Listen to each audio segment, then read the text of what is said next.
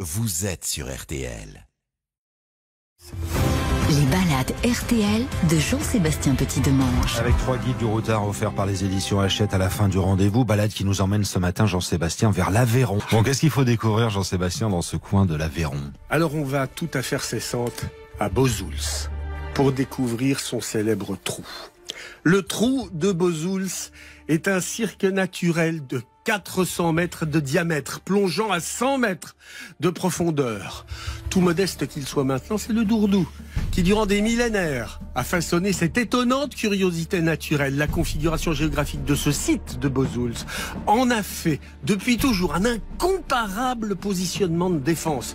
Alors les spécialistes disent qu'il y avait un château au 9e siècle, il n'en reste rien. Mais lorsqu'on arrive dans le village, on ne peut qu'être impressionné par l'église romane du XIIe siècle qui est au bord de rien.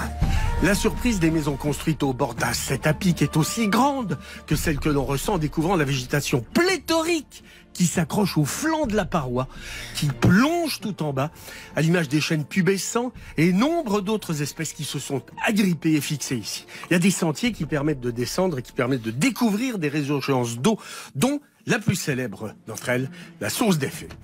Mais il faut maintenant que je rétablisse une vérité. T'as voulu voir Vierzon et on a vu Vierzon.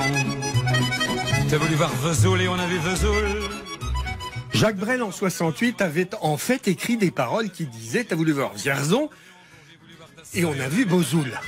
Et à l'enregistrement, Marcel Azola, celui qui joue de l'accordéon, lui dit « Mais non, Jacques, ça se prononce Bozouls ». Stupeur, tremblement. Donc du coup, Brel pense immédiatement à Vesoul et hop, la chanson se fait. Il n'empêche qu'à Bozouls, eh bien, il reste ce fameux trou. Voilà la vérité rétablie.